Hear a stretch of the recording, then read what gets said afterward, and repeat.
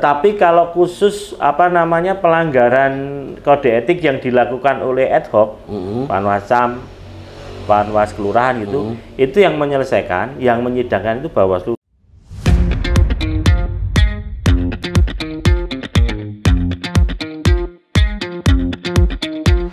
Assalamualaikum warahmatullahi wabarakatuh. Salam sejahtera untuk kita semuanya.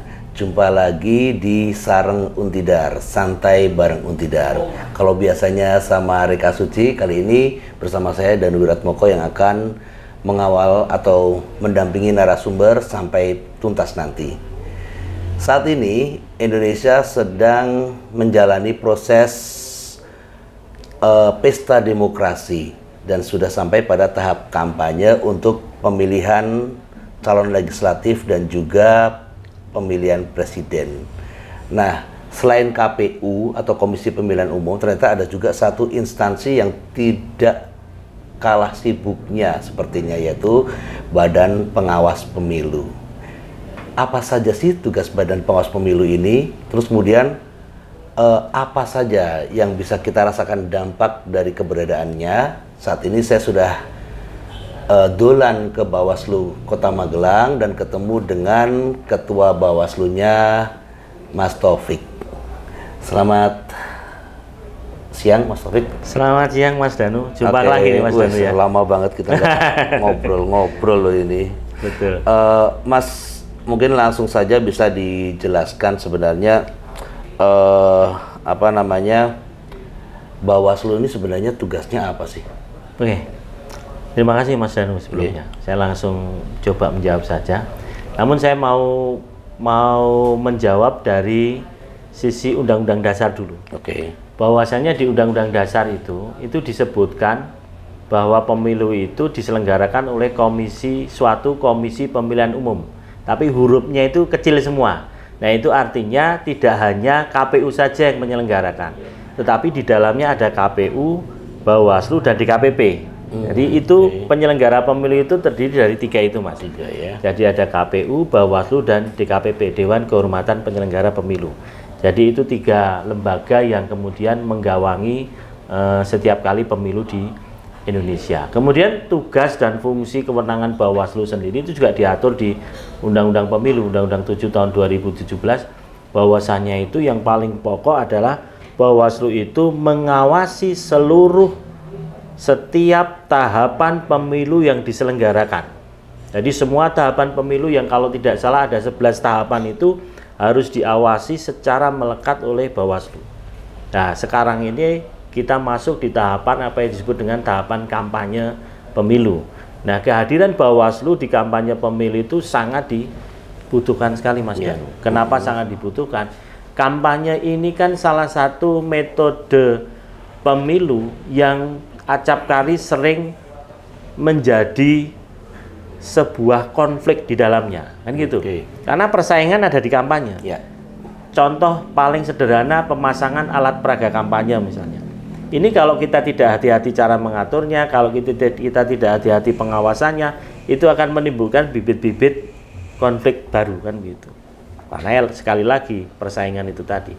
Nah, kehadiran Bawaslu itu selain mengawasi, Mas Danu, kami juga diberi kewenangan oleh undang-undang kemudian untuk melakukan proses-proses penanganan pelanggaran, melakukan proses-proses penyelesaian sengketa di dalamnya. Jadi apabila nanti ada dugaan pelanggaran yang masuk, itu kemudian kami bisa memproses. Nah, penanganan pelanggaran itu sendiri itu di Bawaslu itu dibagi menjadi 4, Mas Danu. Yang pertama adalah pelanggaran administrasi pemilu, yang kedua pelanggaran tindak pidana pemilu, yang ketiga pelanggaran terhadap peraturan undang-undang lainnya, dan yang terakhir pelanggaran kode etik yang mengikat buat kami sehingga ada di KPP kalau kami melanggar. Yang menarik khususnya di pelanggaran tindak pidana pemilu, Bawaslu itu tidak sendiri. Bawaslu itu dibantu atau ada satu rumah namanya Sentra Gakumdu yang di dalamnya ada Bawaslu, Kejaksaan, dan Kepolisian. Nah, itu khusus untuk menangani perkara tindak pidana pemilu. Nanti tindak pidana pemilu.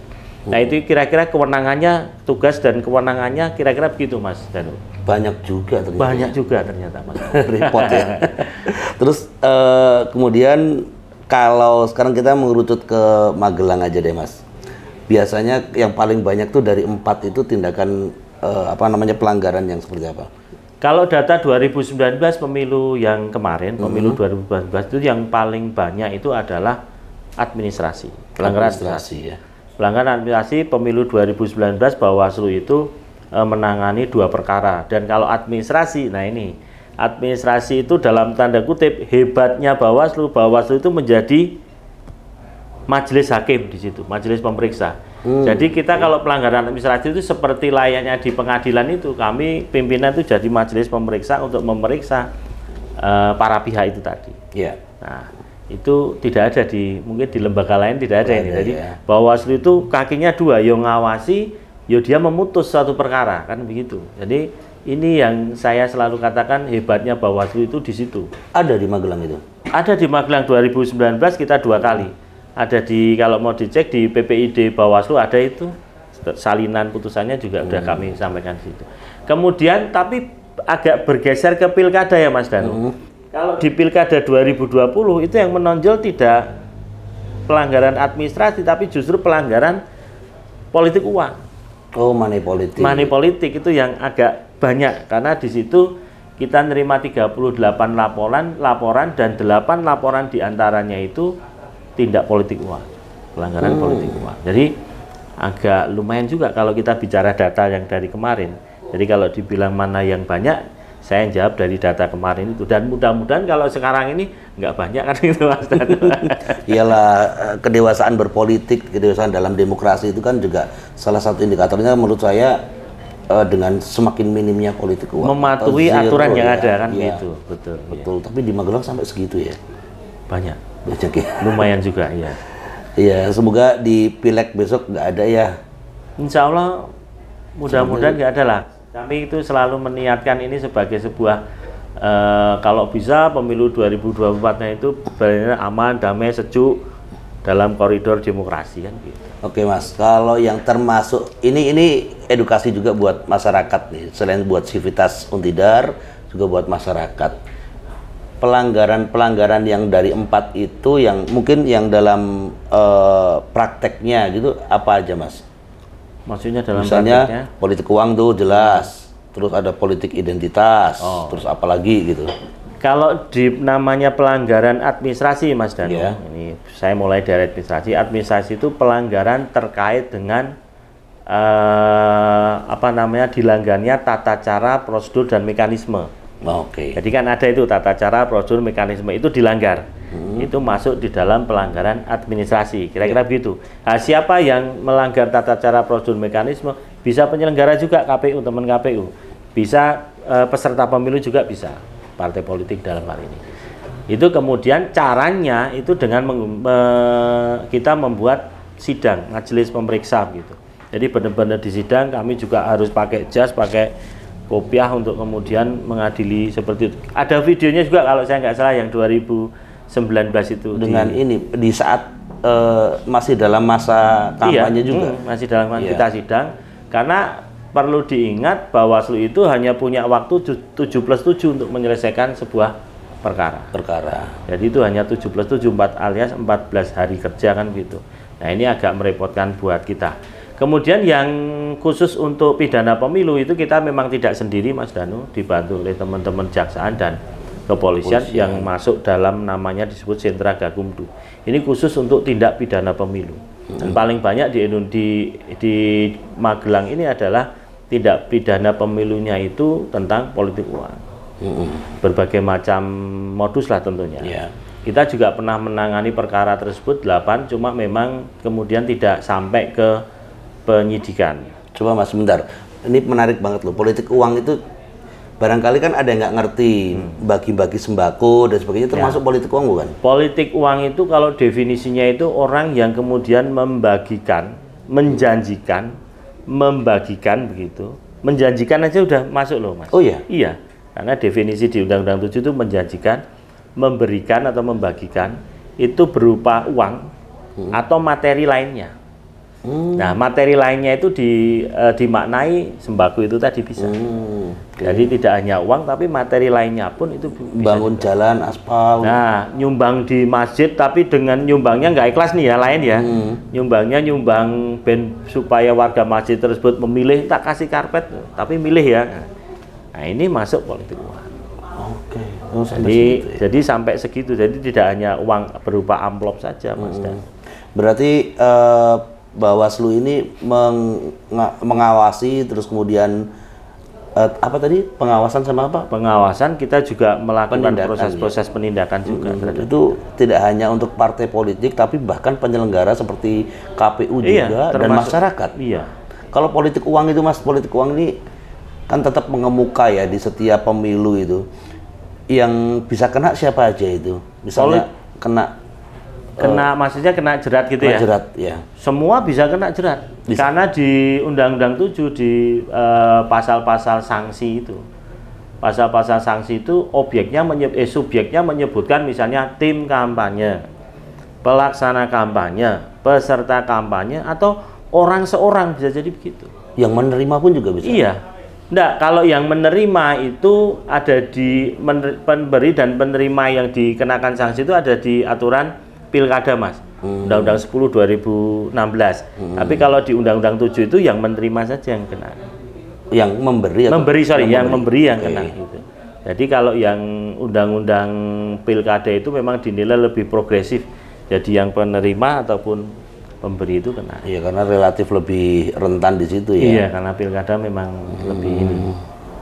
Oke. Terus apa sih yang sudah dilakukan oleh Bawaslu Kota Magelang ini agar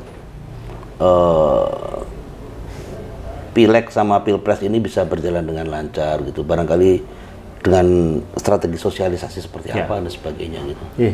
Mas Danu, matur suwun. Yang kita sudah lakukan memang agak sedikit berbeda dengan yang 2019 kemarin, karena kita dituntut untuk lebih kreatif, lebih inovasi begitu. Sehingga di pemilu 2024 ini kami itu ya terima kasihlah kepada Universitas Tidar, kami banyak dibantu teman-teman MBKM untuk bikin konten. Itu salah satu upaya kami inovasi itu begitu. Jadi kami banyak menggunakan sosial media, memberdayakan sosial media kami terkait dengan sosialisasi politik uang, netralitas ASN dan lain sebagainya, kampanye termasuk ya larangan kampanye, kita masukkan situ menggunakan sosial media. Itu bentuk inovasi kami. Tetapi bahwa kami juga melakukan pertemuan-pertemuan tatap muka itu juga iya. Misalnya kami ini sudah menyelenggarakan di 18 kampung misalnya ya, 18 kampung, dan kampung itu kita namai sebagai kampung pengawasan dan kampung anti politik uang. Itu ada keterlibatan masyarakat di sini. Ada keterlibatan masyarakat. Cuma karena memang mestinya itu kan satu desa ya, kalau di desa, kalau di Kota Magelang ini kan karena sempit, hanya kita persempit itu di kampung. Jadi kampung itu hanya mungkin 2 RW atau dan lain sebagainya. Misalnya kampung Kebon Dalem. Kampung Kebon Dalem kan cuma terdiri dari 4 RT kan gitu. Kita masuknya di situ, Mas. Kita jadikan kampung itu sebagai kampung kampung anti politik uang atau kampung pengawasan. Nah itu kita bina, kita rawat sedikit demi sedikit supaya satu kampung itu nanti bisa sadar. Nanti di kampung lain itu kira-kira jumlahnya sudah 18. Itu yang kedua. Yang ketiga, kami juga nggak henti-hentinya kepada teman-teman yang umurnya pemilih pemula, anak-anak SMA itu. Kami sudah hadir semua khususnya di SMA negeri ya. Juga swasta juga beberapa juga sudah kita masuk. Ini besok kami juga diminta ke SMA negeri 5 tanggal berapa itu Januari. Kaitannya itu juga. Kita ini kan sebetulnya mau memotong rantai politik uang, Mas. Dan yang ini ya, yang sudah mengakar. Nah, kalau yang kita bicara yang mohon maaf yang tua-tua itu kan, wah itu kalau dikandani mungkin rada dablek ya. Dablek. Tapi kalau kita mulai dari bawah, dari anak-anak yang umurnya sudah ini, mungkin harapannya itu mungkin lebih ada harapan di sana lah. Oke. Terus Mas, tantangan Bawaslu selama ini yang dihadapin untuk menjaga integritasnya dan independensinya gitu kan? Kalau kita bicara masalah tantangan sebetulnya bisa dikatakan ada yang berat, ada yang ringan kan begitu. di sekarang ini tantangannya itu kenapa berat?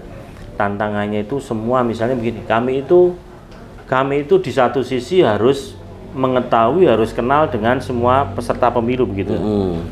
Di sisi lain, ini mohon maaf dalam tanda kutip kemudian mereka memanfaatkan ini, misalnya bypass kita ditelepon kan itu.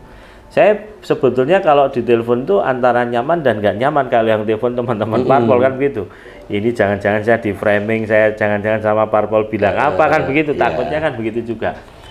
Tapi saya sebenarnya saya sampaikan saya seneng kalau jenengan itu datang ke sini ngobrol di kantor kan begitu. Daripada tapi jangan bareng-bareng ya kayak gerutuk gitu. Bareng-bareng kayak gerutuk nanti malah. Nah, pengennya begitu di dalam kesempatan itu tantangan tersendiri sebetulnya. Misalnya kita ini dipanggil oleh teman partai politik. Selalu kita sampaikan misalnya, Mbak, syaratnya satu kalau manggil pimpinan Bawaslu. Kenapa? Syaratnya apa? Nggak usah dibayar kan gitu. Nah, tapi ini kan juga nggak begitu. Mereka juga nggak enak sama kita. Tiba-tiba di mobil masuk tiba-tiba di apa itu bungkus makanannya dimasukkan itu. Nah ini kan kadang-kadang ya kalau memang itu niatnya bagus nggak ada masalah, tapi ada niatnya terselubung itu nanti dinaikkan. Aduh, kita itu begitu kadang repot, takutnya itu begitu. Tapi kaitannya untuk netralitas, untuk integritas, ya insya Allah nggak usah dipertanyakan lah, karena kami itu sudah disumpah begitu untuk berintegritas, untuk netralitas dan begitu. Kalau kami melanggar sumpah, silakan Bapak Ibu masyarakat bisa mengadukan kami ke DKPP yang saya sebutkan tadi. Itu pasti. Kalau di KPP di Magelang nggak ada, itu adanya hanya di pusat. Oh, jadi kita ngadukannya bisa via online ya? Via online bisa langsung.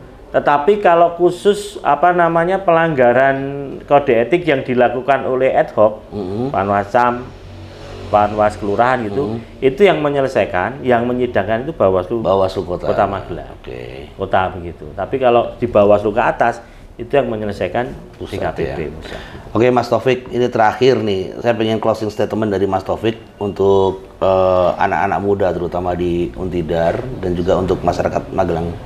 Oke, terima kasih Mas Danu. Khusus untuk anak muda ini ya, pertama Bawaslu itu adalah lembaga inklusif. Jadi siapapun monggo kalau mau datang ke Bawaslu terkait masalah kepemiluan dan lain sebagainya. Apalagi banyak anak muda ini yang di Universitas Tidar ini khususnya itu mau kemudian memberikan sedikit tenaganya untuk ikut-ikut dalam pengawasan partisipatif, menjadi pengawas partisipatif dalam perhelatan pemilu 2024 ini. Saya sangat senang sekali. Kemarin Mas Ketua BEM Ketua BEM Universitas Tidar yang umurnya tinggi itu siapa namanya? Nah, itu ke sini. Masih saya tunggu itu. MOU-nya katanya mau bikin MOU katanya gitu dengan bahwa itu kaitannya dengan itu. Saya sangat senang sekali, tapi saya masih nunggu itu. Nah, ini adanya Universitas Tidar itu juga Mas Danu, itu jadi banyak menjadikan bahan pertimbangan kami. Contoh kecil ini. Nah, sebelum closing ini, contoh kecil. Kota Magelang ini penduduknya kan jadi banyak. Ya enggak? Saya tahu informasinya aja 15.000 kira-kira kan? 13.500. Nah, sekitar gitu. Katakanlah yang 90% pulang lah. Yang 10% tetap stay di sini. Mereka harus ngurus pindah memilih. Pertanyaan selanjutnya, cukup nggak surat suara sebanyak itu di Kota Magelang? Ya kan? Nah, ini juga dimohon untuk kemudian masyarakat juga saling memperhatikan ini. Jadi kalau masih ada yang berpikiran, oh nanti itu Universitas Tidar mau coblosan pulang kabeh kan, nggak juga gitu kan. Nah, ini kaitannya untuk anak muda. Saya sangat senang sekali bisa membantu begitu. Syukur-syukur membantunya itu dengan cara-cara seperti ini, Mas Danu. Ini kan kalau di ilmu biologi itu apa? Saling menguntungkan itu apa namanya? Simbiosis mutualisme kan gitu. Saya diwawancara dengan Mas Danu itu nanti di-up di media sosial kan. Oh, Bawaslu juga masuk di situ.